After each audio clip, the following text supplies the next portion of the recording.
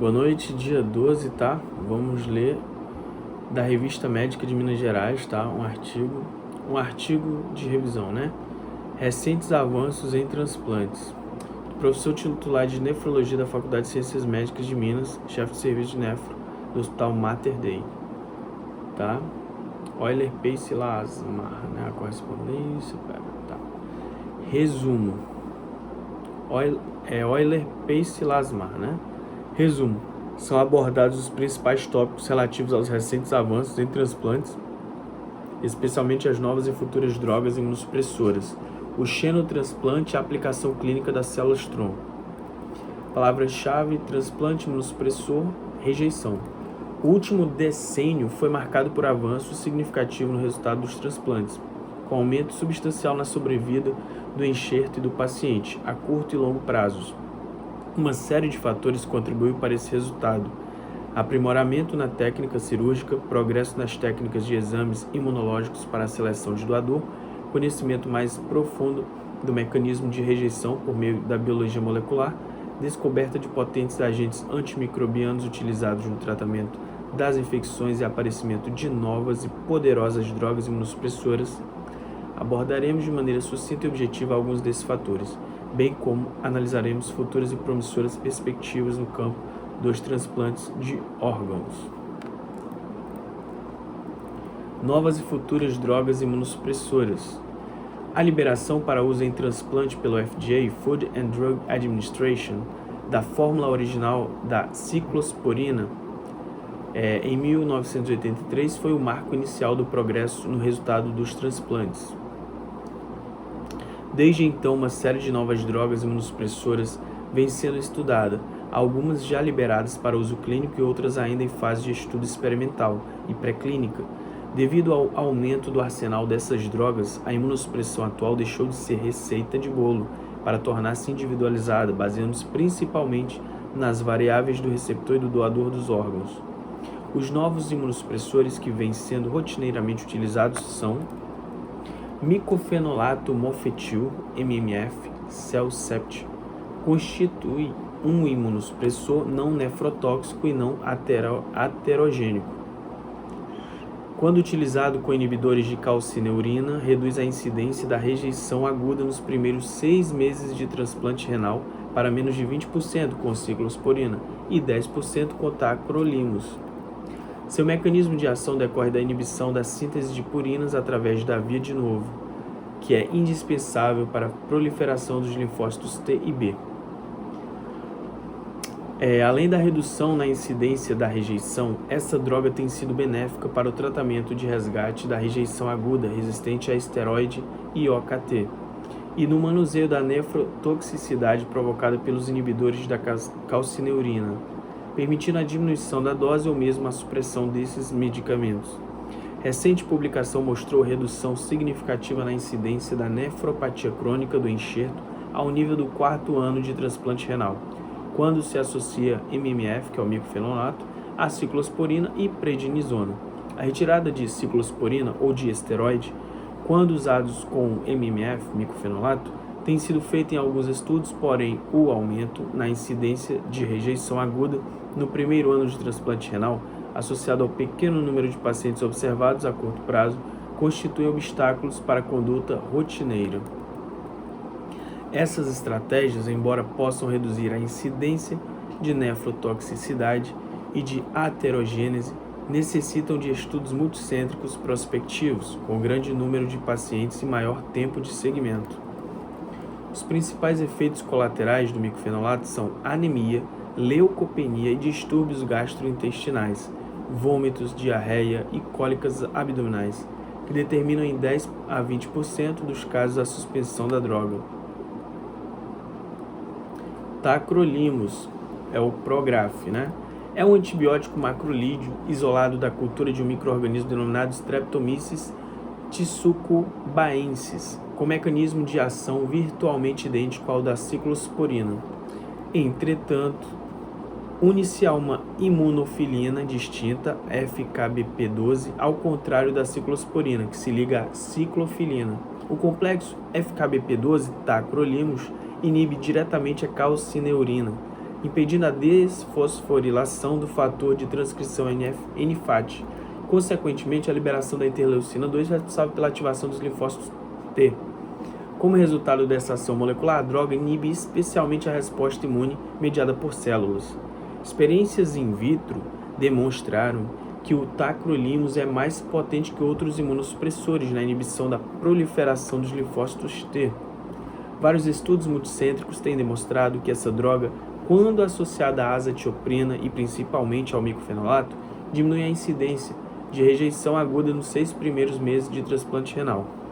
Além disso, sua eficácia tem sido demonstrada como tratamento de resgate da rejeição aguda resistente ao tratamento convencional. Os efeitos colaterais do tacrolimus são semelhantes aos da ciclosporina, possuindo a vantagem de não produzir hirsutismo, sendo a hipertensão arterial, hiperlipidemia e hiperplasia gengival menos graves. Alguns trabalhos têm demonstrado que a conversão da ciclosporina para tacrolimus é muito benéfica para os pacientes cujas reações colaterais descritas são muito importantes. A principal desvantagem da droga é o efeito diabetogênico de elevada incidência, sendo dose dependente, e diminuindo quando utilizada em associação com micofenolato ou com a redução ou retirada do esteroide. Sirolimus, rapamicina, rapamune. Também é um antibiótico macrolídeo do fungo Streptomyces hygroscopicus,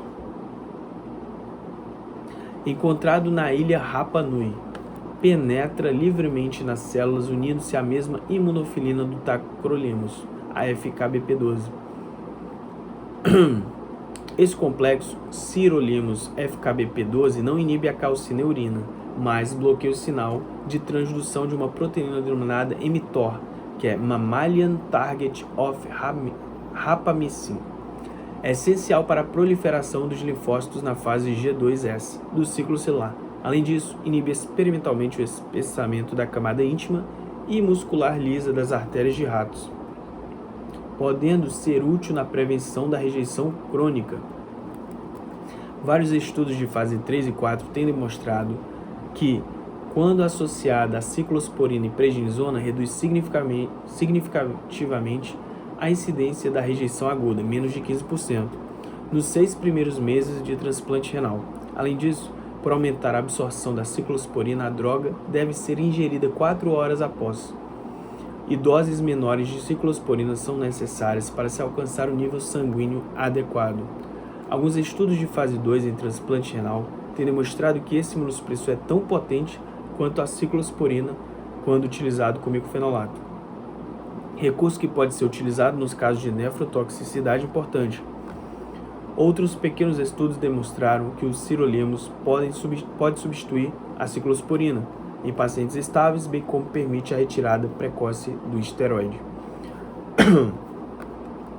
Estudos publicados recentemente têm observado que a associação sirolimus-tacrolimus é muito eficaz e promissora, principalmente no transplante de ilhotas pancreáticas. O sirolimus não é nefrotóxico e pode determinar reações colaterais de dose dependentes, como plaquetopenia, anemia, leucopenia e hiperlipidemia. Anticorpos bloqueadores dos receptores da interleucina 2, o anti-TAC, são anticorpos monoclonais que bloqueiam a fixação da interleucina 2 no receptor do linfócito ativado, impedindo a sua proliferação. Portanto, atuam em sinergismo com as drogas imunossupressoras inibidoras da calcineurina. Estudos multicêntricos mostraram que esses anticorpos, quando associados a esquema de imunossupressão tríplice com ciclosporina, azatioprina e prednisona, reduzem 30% os episódios de rejeição aguda nos 6 primeiros meses de transplante renal. Além disso, diminui a incidência de rejeições agudas esteroide resistentes que necessitam de tratamento com anticorpos policlonais, os ATG, ou monoclonais OKT3. Os anticorpos bloqueadores da interleucina 2 podem ser quiméricos, humano/murino, como basiliximab, Simulect, ou humanizados como daclizumab, Zenapax. O anticorpo humanizado tem a vantagem de não produzir anticorpo anti-idiotipo e ter ação mais prolongada do que o quimérico, além de não causar reação de hipersensibilidade. São utilizados antes e logo após o transplante, com ação farmacológica que perdura durante 30 a 45 dias, o basiliximab, ou até 90 dias, o daclizumab. Drogas em estudo pré-clínico e clínico. Constituem drogas que estarão disponíveis para uso rotineiro dentro de poucos anos. FTY-720, cujo mecanismo de ação é único, pois altera o tráfego dos linfócitos no sangue periférico por meio de seu sequestro nos gânglios linfáticos, determinando linfopenia. SDZ, o RAD, everolimus, Certican, derivado da rapamicina, com melhor biodisponibilidade. O ERL 080, que é o Mifortic, nova formulação do microfenolato mofetil com liberação entérica, que melhora os efeitos colaterais gastrointestinais. Campat, 1H, anticorpo biológico anti-CD52, que produz provável tolerância por meio da depleção de linfócitos determinada por reação de fixação do complemento. É usado em 2 doses logo após o transplante, associado somente a doses baixas de ciclosporina como imunossupressão de manutenção. Xenotransplante. A escassez na oferta de órgãos tornou o xenotransplante a mais atrativa solução para a resolução desse importante problema. Ao se considerar qual espécie animal seria mais apropriada para a doação de órgãos, os primatas não humanos foram considerados inicialmente os mais adequados. Isso decorre da sua proximidade fisiológica e imunológica com a raça humana. Entretanto, essa fonte de órgãos determina uma série de problemas. Poucas espécies dos primatas possuem constituição física semelhante ao ser humano e, consequentemente, seus órgãos não seriam capazes de suportar a função fisiológica vital. Além disso, existe risco significativo de transmissão de infecção ainda inexistentes na raça humana, zoonose, bem como a existência de algumas civilizações que julgam esse tipo de doação inaceitável sob o ponto de vista ético. O porco, como potencial doador, pode superar alguns desses obstáculos. É fértil, fisiologicamente semelhante ao ser humano, com dimensões apropriadas dos órgãos, podendo ser criado em ambientes que diminuem o risco de zoonose. Não existe objeção ética e cultural para a doação dos seus órgãos. Por isso, o modelo de transplante porco não primata tornou-se o mais relevante modelo pré-clínico para a avaliação do xenotransplante porco/homem. Porém, o sucesso nessa experiência foi suplantado pelo desencadeamento da rejeição hiperaguda. Os anticorpos xeno-reativos causam ativação do complemento com a consequente hemorragia intersticial, trombose dos vasos e rápida perda do enxerto. Recentemente, a rejeição hiperaguda tem sido superada por estratégias que incluem depleção do complemento e anticorpos ou prevenção da ativação do complemento. Esta última tem sido alcançada usando-se doadores transgênicos e reduzindo-se o nível de anticorpos xenoreativos por meio de protocolos de imunossupressão semelhantes aos utilizados no transplante humano. Outros recentes estudos têm demonstrado que a rejeição celular subsequente à hiperaguda pode ser controlada por uma série de intervenções farmacológicas dirigidas contra a ativação das células T e B. Entretanto, mesmo com esses grandes avanços no campo da imunologia, o xenotransplante tem provocado perda do entusiasmo dos pesquisadores pelo potencial risco das zoonoses. Células-tronco e sua aplicação clínica.